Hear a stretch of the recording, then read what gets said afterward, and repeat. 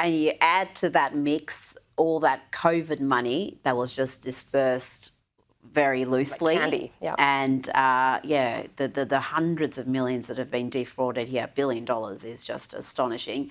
Now, Trump has released a rather extraordinary statement via Truth Social, and there is so much here. We're just going to unpack a small part of it. There's a lot of red meat for the base here, Kosha. This is precisely why he won in a landslide. It's stuff that the media hates, the political class hates, but it's what his base wants to hear. Let me read you a few sections. He wrote, a migrant earning $30,000 with a green card will get roughly $50,000 in yearly benefits for their family. The real migrant population is much higher. This refugee burden is the leading cause of social dysfunction in America, something that did not exist after World War II. Failed schools, high crime, urban decay, overcrowded hospitals, housing shortages and large deficits. Kosha, there's more in that statement we're going to look at, but what are your thoughts on what I've just read about the economic and social burden that some forms of migration cause the host country? I mean, it boils down to those two things. The economics big picture is you're just pouring competition into the labor market. Hence, it depresses wages because there's more and more people competing for limited numbers of jobs. That's why you have things like the average or the median entry-level home price used to be 3 times the median income a generation ago, and now it's 7 or 11 times, depending on the city. So it's just more and more difficult for people to survive and earn a comfortable middle-class living based on that. Then you've got the fraud and all of these types of examples that he's citing and others. And that comes back to the welfare state, as we discussed. Post-World War II, as he said in that tweet, there wasn't a giant welfare state, or in the earlier years of immigration waves from Europe and so on in the U.S. history. So 30% of immigrants from Europe went back because they couldn't make it. Yeah. Now you're just inviting the world, and then you can collect these kinds of price tags of food stamps and housing and this and that and defrauding the system. Welfare, I think, is what big would problem. be offensive to many Americans, many of them who have never collected welfare. They just put money in, they work, they pay taxes, and then they see their neighbourhoods changing, not for the better, and this welfare. Have mass immigration with mass welfare. Those two together is a recipe for disaster. And then the social piece of it, which you touched on as well, is part of it too, that not all cultures are interchangeable, not all cultures are compatible. It's been very difficult to say that out in the open in recent times, but it's becoming more and more obvious to people, and that's why the public opinion and public sentiment on immigration in general, not just legal, but also legal, skilled, unskilled, all of it, is really rapidly changing, but it might be too late. Well, let's have a look at more of this Trump statement, focusing on Minnesota and the mass migration of Somalians to that state. Here's what President Trump wrote. He said, hundreds of thousands of refugees from Somalia are completely taking over the once great state of Minnesota. Somalian gangs are roving the streets looking for prey as our wonderful people stay locked in their apartments and houses, hoping against hope that they will be left alone. The seriously retarded governor of Minnesota, Tim Walz, does nothing, either through fear, incompetence, or both, while the worst congresswoman in our country, Ilhan Omar, always wrapped in her swaddling hijab, and who probably came into the USA illegally, in that you are not allowed to marry your brother, does nothing but hatefully complain about our country, its constitution, and how badly she is treated when her place of origin is a decadent, backward and crime-ridden nation, which is essentially not even a country for lack of government, military, police, schools. Even as we have progressed technologically, immigration policy has eroded those gains and living conditions for many.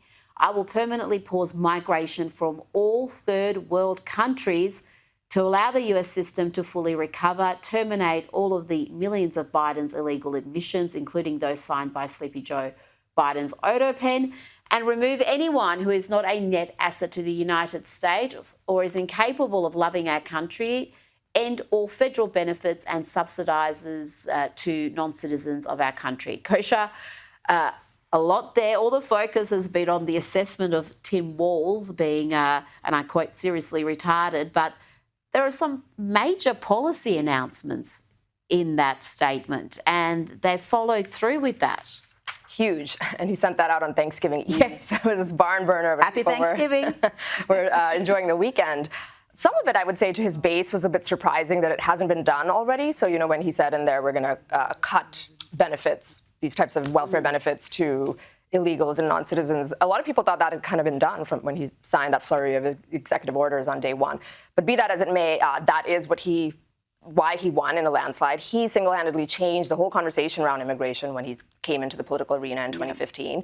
It is not being implemented fast enough. Maybe inherently it cannot be implemented fast enough because the wave of immigration is always 10 steps ahead of any policy, catch-up policy that you do on the back end, unless you go bold and really do something that would be considered radical, which is what he had in there, things like a moratorium for a generation, maybe. Why is it a given that every country has to take immigrants? Maybe GDP goes down. Maybe some of those metrics are not as important as other metrics. So that's the kind of stuff he's talking about in terms of cutting off funding for anybody who's not a citizen, taking welfare benefits, taxing remittances when they're sending that money back to their own country. That's sort of like a flavor of the tariff thing that he's doing.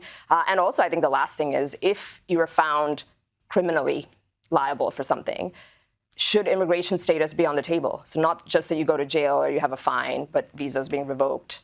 Denaturalization is something that's he's been throwing out there. That's a big one. So if you've been naturalised and you are now a US citizen, that they could take that away if there is serious criminality. But the courts will fight that, and we'll see where that one's going to be a legal battle. Now, the attack on 2 National Guard members by an Afghan national, that has also seen the Trump administration take a very hardline stance on immigration issues and particularly vetting those entering the US. The Department of State has paused all US visas for those travelling on Afghan passports, and the US has announced all asylum decisions will be paused until they can ensure that every alien is vetted and screened to the maximum degree possible. Let's hear from President Trump. How long does your administration plan to pause asylum into the U.S.? I think a long time. Can you give any kind of time? We don't want those people. We have enough problems. We don't want those people. You know why we don't want them? Because many of them are no good, and they shouldn't be in our country. What do you mean by those people? Can you The people from different countries that are not friendly to us, and countries that are out of control themselves.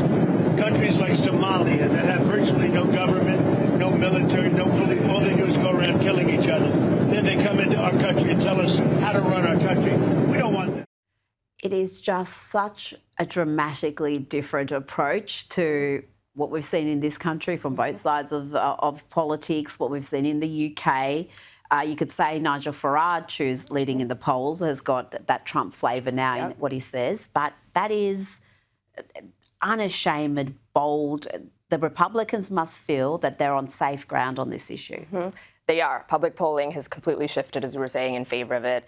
He is shifting the Overton window of what is acceptable discourse, what are the bounds of debating what the appropriate immigration policy is. So even if he doesn't land where he's saying, he's shifting the goalpost into that direction, and hopefully we get closer to it.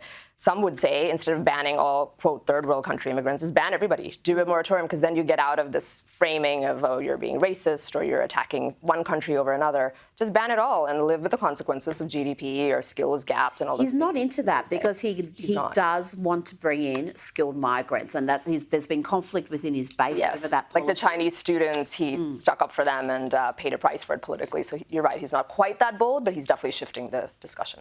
Kosha Gada, thanks for your time. Pleasure.